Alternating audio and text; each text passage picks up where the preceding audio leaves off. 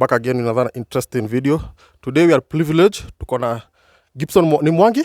Githaiga Mwangi. Githaiga Mwangi is a political aspirant wa Subukia ward, si ndio? Okay, yeah, it's Subukia ward, an MCA aspirant. MCA aspirant. So Gibson Githaiga, where did this journey began? Ulianza aje? It's a long journey, and you see, leadership is a thing one is born with. From the start, from the beginning of life, leadership is seen.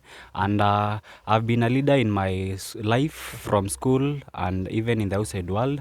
And if I can say a little of it, in the school, it's about the leading other students as a prefect, as a peer counselor and such. And in the later years of schooling in the university, as a leader of organizations such as Nakuru University Students Organization, as the chairman. So it's a thing that is in me, and I really love leadership. Oh, you really love leadership. Where were you born? Where did you go to school? Courses you undertook at school? Tuna expect so kumefanya political science. Okay, I started my school life back in 2003 in Sidai Primary School, and I completed in the year 2010. I was the first student at that school.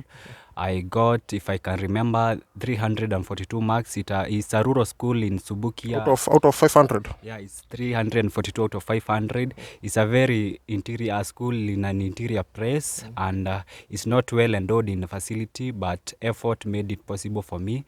And after that, I went to Kieni Secondary School. There is a school in Kerengero Center. I schooled there for 4 years, and at the end of it, I was still a top student. I got an A- grade, and from there, I was privileged to join Moi University, and I pursued a course, Bachelor of Science in Entrepreneurship Studies, and that course has really helped me and built me in the skills in the area of leadership, because it has development concepts in it, accounting in it, economics, managerial concepts. So it's a mix that will really be of help in leadership, because leadership entails management of resources and channeling resources to the needs, and channeling resources to the needs of the people. So finance and accounting is really necessary. The finance literacy. Yeah. Gizo tungetaka kujua umetuambia university ulisoma entrepreneurship studies. At what point ndio ulifikiria yenyewe you can do politics? Kwa sababu I was looking, nilikuwa naangalia social media platform yako, nikaona this thing we started like last year. Ukaanza kupost. At what point will you decide wacha nifanye politics with this young age? Okay, so I said one thing, that leadership is something that one is born with. So you can't separate leadership and politics, because all leaders are politicians, but not all politicians are leaders. All leaders? All leaders are politicians, but not all politicians are leaders.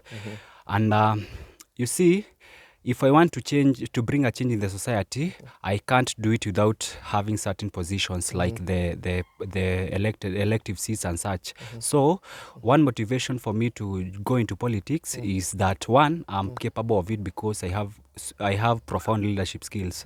And the other thing is that I want to sort some needs of the society, like lack of passable roads, lack of better sewerage systems, lack of water to the homes, and some problems here and there can be sorted from the position of an MCA. So my turn to go to politics, besides learning or pursuing entrepreneurship, is that I need to bring a change. And so, because I need some skills in politics, I've pursued several political studies, like policy formulation, implementation, and monitoring. That is a short course from the Kenya School of Government. Other courses like monitoring and evaluation from the Institute of Economic Affairs. And now the part of the know-how of how government works have been attached to offices such as the county offices under the county accountant, offices such as monitoring and evaluation department of the county government of Nakuru, and other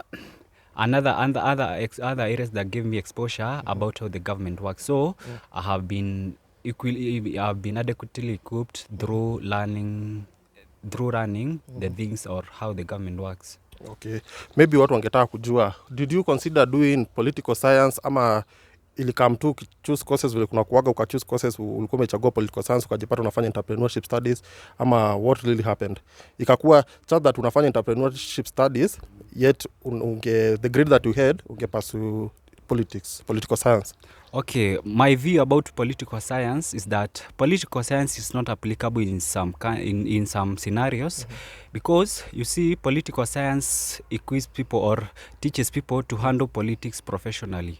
But you see in Kenya, our politics have not yet matured to the level of a clear understanding or a clear analysis that can be handled. Like our politics cannot be handled scientifically. Our politics is so kienyeji, like it's not a systematic thing. So politics science, I consider it as a thing for political analysts because it is political science is handling politics scientifically. But in our case, like in our country, it's very hard to handle politics scientifically. Like you know the way people have see politics, mheshimiwa amekuja ana gari ana nini, without manifesto, using slogans like minji minji that has no ideological value. So to me, political science cannot be a hindrance or a boost to me if I want to go to politics. If I understand the way government works and the way things works and I have that capacity to deliver, I'm good to go into leadership. Political science cannot apply so much in our context in our country. Okay, at what point did you ulienda ukafanya entrepreneurship studies at Moi University. Okay. Ulitoa wapi knowledge ya politics, as in we all understand that politics is a dirty game. Okay. Ina involve vitu mingi sana. Mtu anafaa kujua mambo ya MCA, MP. At what point ama ulirudi shule tena ama through your research, at what point did you able to understand how this politics goes, vile kunaenda, vile parties and stuff? Oh, okay. For that case, after I began the journey of politics, I've been so close to now the people who have excellent knowledge in politics, those who've been analyzing politics from the ages of as early as the 1970s and such. And so for me to get the knowledge of politics is through learning from people, from documents, from the interviews of politicians. So I've been a close friend to the leaders who have been there before and they are now retired and doing their things so that they can teach me what was happening then. And the leaders who are in positions, I've been learning so closely and keenly from them so that I can understand what is happening now, then the political happenings of our times. And even for my own research, I've been so diligent in looking for information about politics. And as you people from Subukia have been seeing in my social medias, I've been feeding you with information about politics. And a combination of all those, learning from books, from documents, from leaders of the past, from leaders of the current leaders, and my personal effort of us looking for information about politics. So watu wa Subukia wangetaka kujua at this younger age, kwa nini ukakimbilia at this younger age? Kwa nini ukupea wale wenye wako an opportunity wa run and then utakam afterwards? Kwa nini ukakimbilia at this young? I believe you are 20s. Yeah. So kwa nini kakuja at 20s? Why? Kwa nini ukugojea au wengine? Kuna watu watasema ulikimbilia, unaweza sema aje? Okay. Two things. One, we've tested since the advent of devolution in 2013. We've tested the leadership of the elderly, not elderly per se, but the above. Let me say above 40s. The MCAs who've been there are of an age of 40 and above. So our first MCA was a man. Our second MCA, the current one, is a woman. And as I've seen in my assessment, they've not been able to deliver. One, because there is a need of an energy to pursue the resources or to lobby for resources in the offices and such, in the departments, in the youth, all the departments of the county. And since it requires an energy, those who are well advanced in age cannot be able to passionately go for the resources where they are. They do not have that vibrance like a youth has. So since our first MCA was a man, we saw that he couldn't deliver. Our second MCA is a woman, and as I've been listening, the people, not me, are saying that she has not delivered. And so I'm coming in as a youth who is focused, who is vibrant, who is well knowledgeable, and with the leadership that I have in me, I believe I have in me, I know I'll deliver. So we need younger or young people in leadership. They are skilled. They know they understand the trends of our time, the needs of our time. And still another thing, those who have been there have been been neglecting the youth. There is no concrete program that can lift the lives of the youth. So I'm coming in as one of the youth to help my fellow youths and still do projects that will lift the lives of the other classes of people of the society. Yeah. Wow. So if let me ask you this question. If age is not kama age is not a factor, watu wangetaka kujua kwa nini hukuendea MP, governor, kwa nini MCA? Because people believe that mtu mdogo anafaa run kwa MCA. Kwa nini hukuendea MP ama government ama governor and bado tu ungedeliver? Okay, that's a good question. You see, the seed that is so close to the people and that touches the people most, enye iko huko grassroot, is the seat of the MCA. So, as I've said, I understand the problems of the people in my ward. I've been there. I've seen them suffer. So that is the most close seat that is the seat that is most close to the people. So I want to start there, and as you know, life is a ladder. You can't start from the top going downwards, or you can't start from the top. The wise say, in life you must start somewhere. So, and the starting point of leadership, as we see it in our structure of leadership in Kenya, the most small seat, constitutional seat, is the MCA. So I want to start there. I have future ambitions of going to top seats, even including the MP and the gubernatorial seat. But I have to start there. I want to go up the ladder. So that is the most close to the people, and I want to make an impact where I am from the home, from my home, as I go expanding to the other areas of our larger Nakuru County. Okay, before we talk about your manifesto, what is this one big manifesto that you feel that Subukia ward haijapata yenye unataka kwenda kubadilisha among your manifesto? We'll go to kwa your manifesto, but I want to know because that is kwa wa manifesto zako lazima kuwa ile manifesto main yenye ukiingia term ya kwanza ama the first year utaangalia yenye una feel MCA mwenzako hajafanya ni gani? Okay, one major need in my ward is lack of water. And as I say lack of water, currently as I was visiting some areas in Monanda, the river that served the people of Monanda has dried for 2 whole months from January of this year. Even it has cracks on the surface of the river. The river is so dry. People are lacking water. They are getting water from so far, buying at high prices. So one major need in my ward is lack of water. And that is a need that I can focus on really on my years of leadership, my first years of leadership, because water is life. And an African proverb says, if we want development, ensure there is water and there is peace. So water is a major thing in life. We can't neglect water. So I can focus on their boreholes that are there in my ward, but they are either malfunctional or they are not serving at their full potential. So I'll work on making the boreholes operate on their full potential efficiently, and so that they can distribute water to all the homes. I believe that it is possible for all the homestays in Subukia ward to have water at their doorstep. So I will really focus on water, borehole diggings and water piping, like water projects for my people. Oh, for the people of Subukia ward. How do you relate with the other MCA aspirants and maybe wale wakubwa wako MP? How do you relate with them? Okay, there is a good rapport between me and them. I know most of them, if not all. At my level, the MC aspirants, we've been interacting in meetings and forums. They are my worthy competitors. And one thing that I say is that a wise man cannot utter insult from his lips. So I relate well with them. Rarely will you hear Githaiga insulting someone.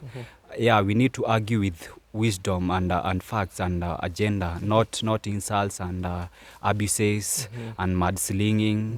We need to argue at the level of knowledge and facts and agenda. So I relate well with them, but there are some of them who've been talking spreading false information about me, propagandas, or I step down for someone and such. But for me, I handle my campaignings and my presentation of to the people, or my speeches to the people, with a decorum and respect to other competitors. We are all leaders.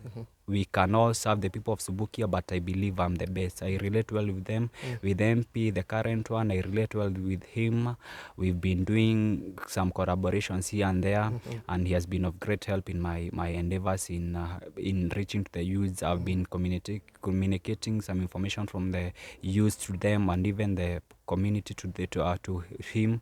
So we relate well with him, and even the aspiring MPs, I know a majority of them, and there is a good rapport between me and them. I believe that because we are aiming to serve one people or one community, we need to have one mind. We need to be one thing. We need to be one thing. We need to be one thing. There is no need of like creating enmity because of politics. We are one. Yeah. Okay, many people wanaweza sema spending those 4 years in university, hapo ndo maybe ulikuja kujirealize you can be a good leader. Kwa nini ukusimama huko Eldoret, Uasin Gishu? Maybe ungetafuta huko maybe award usimame huko, kwa sababu maybe Subukia wamekuona ukigrow, but maybe penye ulikuja kujitambua maybe ni through the knowledge of university. Kwa nini ukufikiria kusimama maybe award in Uasin Gishu County? Okay, you see, in my language we say gemishu magana moshe, and that is to say you have to do a thing, or whatever you want to do to the world, start it at your home. So my home is Subukia. Subukia is my motherland, and so I want to bring a change to Subukia. I want to bring an impact to Subukia before I go to the world.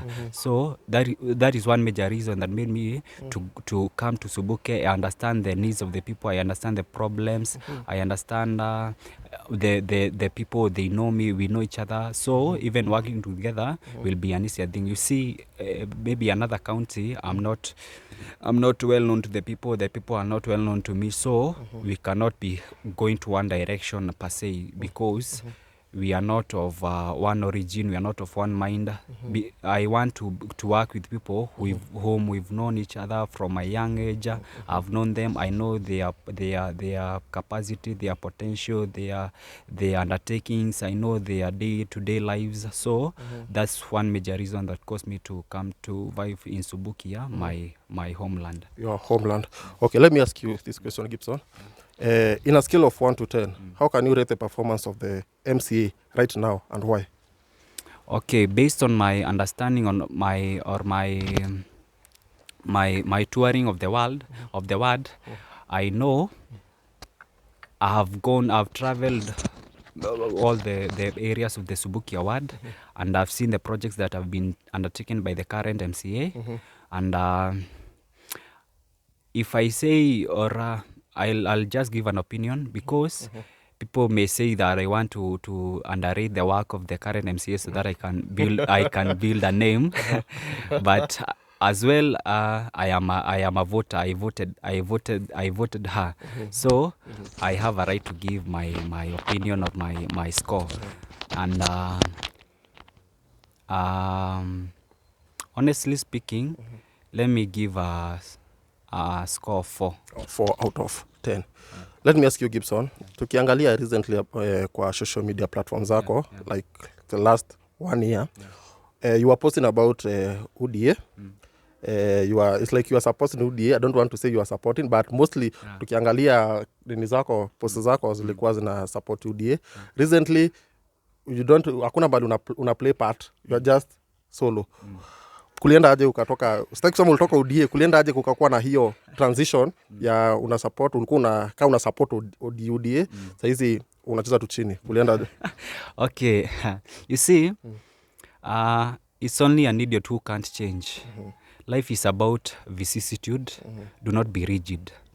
And yes, as I entered into politics, based on my assessment or my look of things, I was allied to the side of the Deputy President of our Republic, his party, the UDA party, and as I advanced in the politics and my endeavors as I reached the public, there was a cry of people saying that the party is not so good to them. They associate the party with a certain tribe in Kenya. And I will lose some people who are not supporting that party. And for me, because it is the votes that I want from the people, I'll go to where the side that they want. Does it mean you're supporting ODM? Not really. Azimio? Not really. And for me, it's an impossible. I can't. I have my stand. I have my ideologies. I have my view of leadership.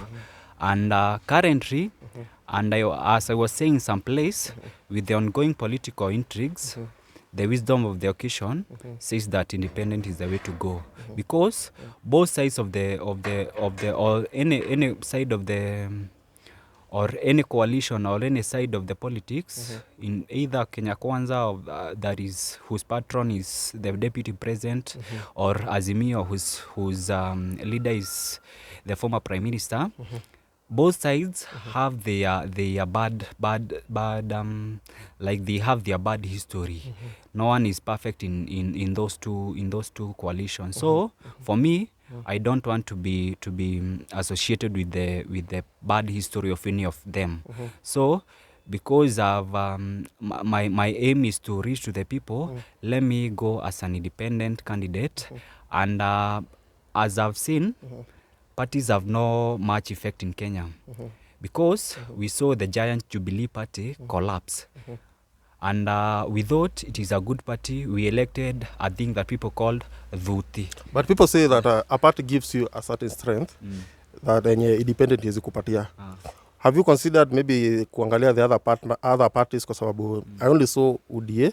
Sijaona kama umejaribu another party. Have you considered? Okay, in the past days, I've been in discussions with the Jubilee Party, but according to me, I have a fear that it will not conduct the same way it did in 2017. It did not conduct fair nomination. They had their preferred candidates, and they are the ones who are handed. They manipulated everything, and they ensured their preferred candidate got the ticket, and when they got the nomination certificate and went to the election. So I have a fear that the Jubilee that was in 2017, since nothing much has changed, apart from the colors and some few things here and there, I still doubt whether they can conduct fair nomination. So I have known the aspirants who have got the Jubilee certificate, and they are aspiring to in the same position as me. And since they've been in current regimes of leadership in the county, I am fearful that they can use their power or their connections and networks to manipulate things and get the nomination certificate. So I am doubtful of a fair nomination in either party, including even the UDA, because we've seen it. We've seen the party leader of the UDA endorse some candidates even publicly, telling people, we have our senator here, like a day he was in Nakuru, and the CEO of Keroche joined the UDA party, and in introducing her, the party leader said, we have our senator. So it's a indirect say, or an indirect sign that that person will automatically get the nomination certificate. So in my thinking and my justifiable reasoning, there is nothing like fair nominations. Does it mean that maybe some political leaders are buying the ticket? I would say that is true, because that is true, because